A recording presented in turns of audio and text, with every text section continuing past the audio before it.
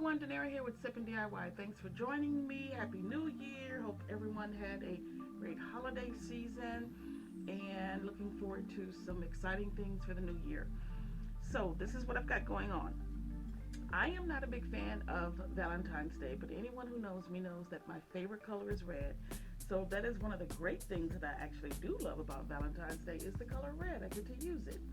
So I've made a Valentine's Day wreath with my wreath buddy, and it is absolutely one of my favorite wreaths that I have ever made. So I hope you enjoyed this video. Please like, share, subscribe, all that great stuff, and have yourself a great one. Thanks guys. Enjoy.